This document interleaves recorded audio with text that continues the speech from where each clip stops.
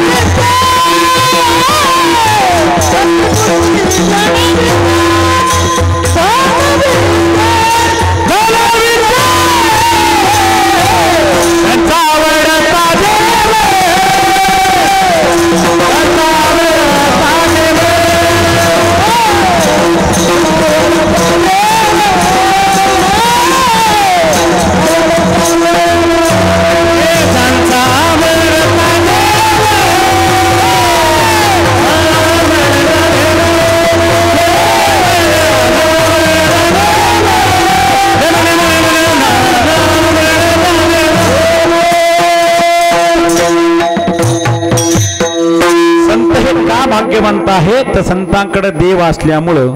कारण का? संताविना प्राप्ती नाही, ऐशे वेद देते द्वाही. आणि जर संतांची जर प्राप्ती झाली तर भाग्याचा उदय. हे जोडी संत पाय येथून या नुठवो माता. स्मरणा वाचोनी सर्वता. महाराज संता इतकं भाग्यवान आणि संता इतकं धनवान, या दोन्ही उक्ती कुणाकडेच नाहीयेत. धनवान का बर? पाहू त्या काळामध्ये माझे तुकोबरा इतके धनवान होते की शेतकऱ्याला नाही. आजकाल शासन आपल्याला थोडीशी कर्जमाफी आजच्या काळात देत असन. अहो आजचा काळ इतका भाग्यवान आपल्यासाठी सुद्धा आहे. किती जरी गरीब माणूस असेल तर त्या गरीबाकडे सुद्धा 5,000 रुपये आज काय माहित.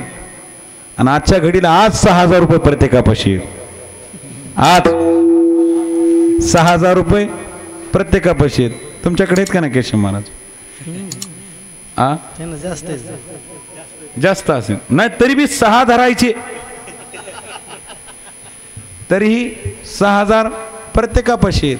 आता आपण सगळेजण जेवढे मंडपात आहेत, मंडपाच्या बाहेर आहेत, जेवढ्याच्या कानावर आवाज चाललाय तेवढ्यानं फक्त एकच विचार करा, आपण आपल्या जीवनामध्ये थोडंसं रिटर्न जा, थोडासा मनातल्या मनात रिटर्नचा प्रवास करा आणि 10 ते 15 वर्षापूर्वीचा जमाना आठवा.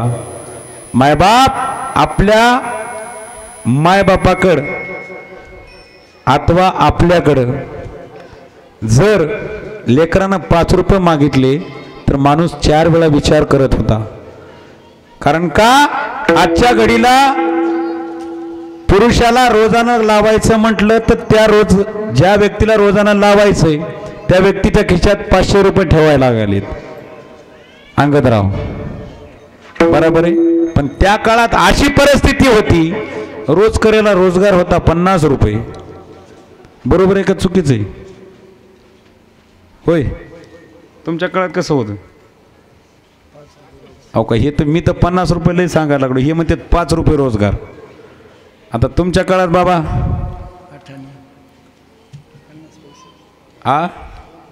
हो का केशव बापू माने 2 रुपये. आता ह्याच्यापेक्षा वयस्कर किती रुपये? 1 रुपया. तुमच्या काळात बाबा चष्म्यावाले काळा चष्मा 5 रुपये 2 रुपये. त्या माणसाला अनुभव आहे बघा खरा. कारण 1 आकडा कधीच कोणतं माणूस खरा असणार सांगत नसते, 2-3 आकडे सांगत असते. विठाला विठाला विठाला हरे विठाला. 1 रुपये 2 रुपये 10 पैसे 20 पैसे. मी कित्येक तरी लोकांचं ऐकलंय 20 रुपये महिन्यानं आम्ही कामं केलेत. अहो 20 रुपये म्हणजे काय किंमत झाली हो आजच्या काळात? आजच्या काळात 20 रुपयाला काय किंमत आहे? सहज लेकराला जरी द्यायचं म्हणत लेकरू 10ची नोट घेणं झाले पांडू महाराज. हा दुसऱ्याचं काय सांगा, मोज पोरग 10 रुपयाची नोट म्हणलं की हे घेऊ नका म्हणते, हे अजिबात नका आपल्याला. निळी नोट द्या म्हणते, निळी ब्ल्यू कलरची नोट द्या बाबा म्हणते. बरोबर आहे का नाही अमोल महाराज? लावते का हात 10 रुपयाला 20 रुपयाला? अजिबात नाही. ब्ल्यू कलरची नोट द्या म्हणते. अहो लहान लेकराला सुद्धा 100 रुपयाची अपेक्षा लागायली. पण त्या काळात कशाचंच काही नसताना सुद्धा जगद्गुरु तुकोबारायांनी त्या काळामध्ये कर्जमाफी जाहीर केली आणि स्वतः कर्जमाफी जाहीर अशा प्रकाराने केली, ज्या ज्या लोकांनी कर्ज घेतलं होतं त्या वह्या घेतल्या नेऊन इंद्रायणीच्या डोहामध्ये बुडवल्या. इतके श्रीमंत असणारे जगद्गुरु तुकोबाराय का धनवित्य नाही? तो काय कमी होतं त्यांच्याकडं? आणि तेच धनवित्य तर होतेच होते, पण त्यांच्याकडं स्वतः भगवान परमात्म्यानं त्यांची संगती घडावी म्हणून स्वतः भगवान पंढरपुरातली स्वयंभू मूर्ती देहूमध्ये सुद्धा आहे. आज आपण पाहतो पुणे जिल्हा अख्खा पंढरपूरच्या महिनावारीला जात नाही, पण महिनावारीला प्रत्येक शुद्ध वारीला पुणे जिल्ह्यातील लोक हे देहूला असतात. कारण का जी मूर्ती पंढरपुरात स्वयंभू आहे तीच मूर्ती देहूमध्ये सुद्धा स्वयंभूच आहे. बरोबर आहे का बाबा? विठाला विठाला विठाला.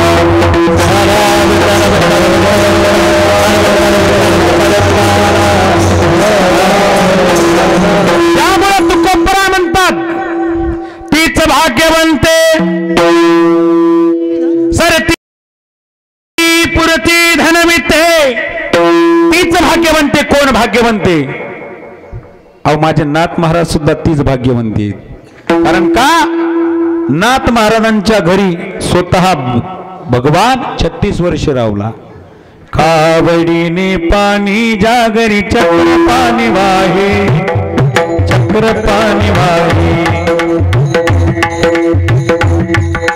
अखंड भक्ती भावे निळावंदिताचे पावे, अखंड भक्ती भावे निळावंदिताचे पावे. नाथ महाराजांच्या घरी स्वतः भगवंतांनी 12 वर्षे पाणी वाहिलं, 12 वर्षे श्रीखंडा बनवून चंदन उगाळला, 12 वर्षे दत्त चोपदारी करीतसे. भगवंतांनी नाथ महाराजांच्या दारामध्ये चोपदाराचं काम केलं, म्हणजे सेवकाचं काम केलं. महाराज त्यामुळेच जगद्गुरु तुकोबारा सांगतात तीच भाग्यवंते सरती पुरती धनविती. अहो जे महात्मे जे संत मंडळी जर त्या भगवान विश्वाच्या मालकाला जर आपल्या हाताखाली राबवित असतील तर त्यांचं भाग्य का कमी असेल का हो? त्यांच्या इतका अधिकारी कोणी नाही. त्याच्यामुळे जगद्गुरु तुकोबाऱ्या सांगतात पवित्र सोवळी एकतीच भमंडळी ज्यांचा वडता देव अखंडित प्रेम भाव तीच भाग्यवंते सरती पुरती धन भेटे ज्यांचा आवडता देव अखंडित प्रेम भाव विडोबा प्रभुमाई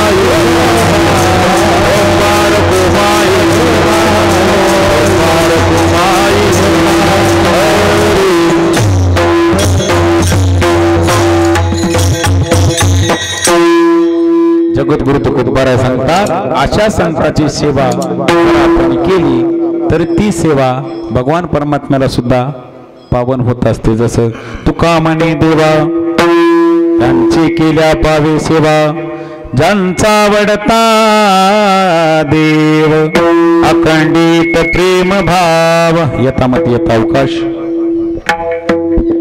या ठिकाणी सेवा करण्याचा प्रयत्न केलेला आहे. आजची सेवा म्हणजे भगवान हनुमंतरायाचा रोठ आणि रोटानिमित्त महाप्रसादाचं आयोजन करते 4 जण बंधू. श्रीमान रोहिदासजी किसनराव वैरागर, भीमराव किसनरावजी वैरागर, उद्धवराव किसनरावजी वैरागर, रतन किसनरावजी वैरागर या 4 बंधूंनी मिळून एकत्रित येऊन राम लक्ष्मण भरत शत्रुघ्न जसे ते 4 बंधू तसेच ही 4 बंधू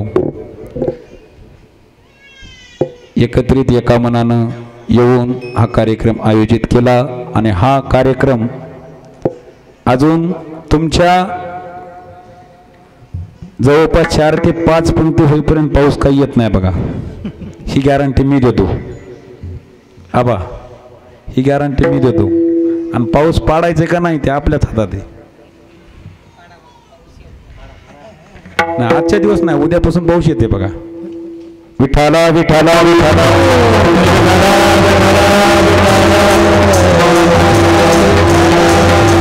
कारण काय असते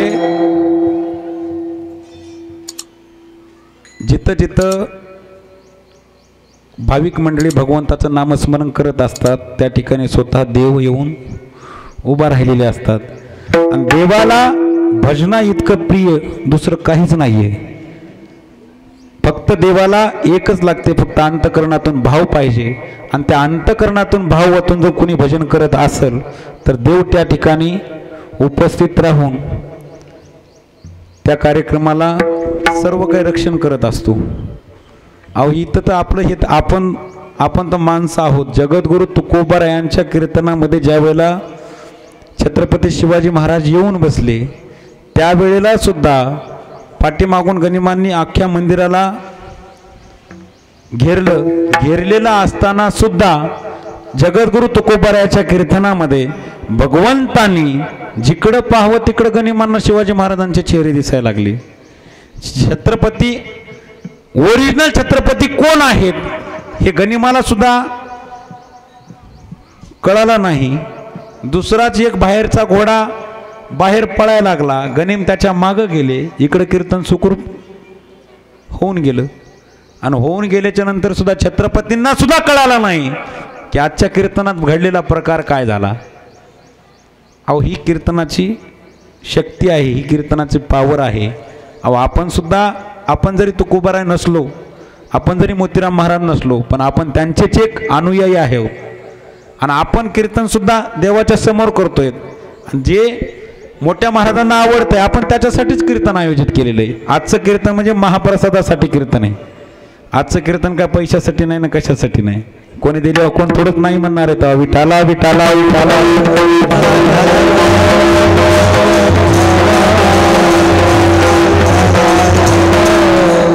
यथामती यथा अवकाश झालेली कीर्तन रूपी सेवा भगवान मारुतीराया चरणी ठेवून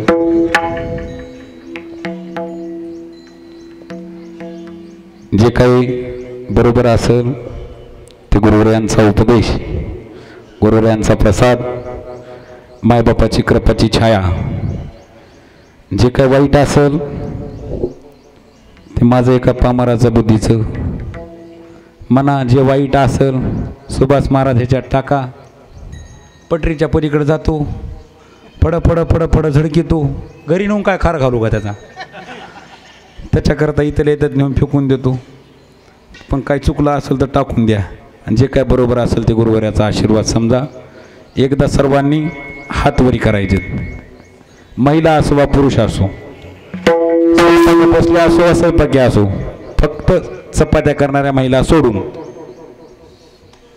चपात्या कापणारे हातवरी करा. मला जरी दिसत नसेल वरून देव बघणार आहेच. जे भजन नाही करणार म्हणू का न ग मै काळीजी बाई.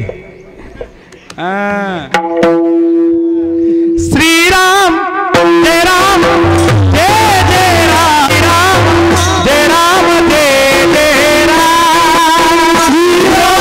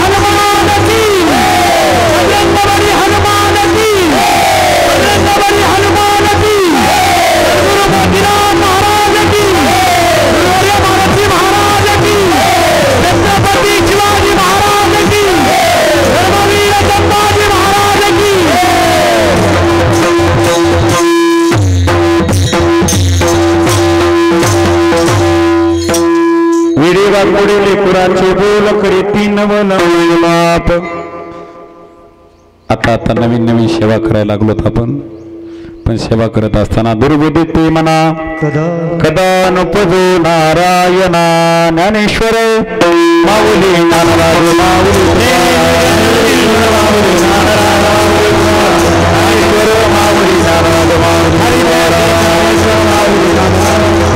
तुकाराम तुकाराम तुकाराम तुकाराम तुकाराम तुकाराम तुकाराम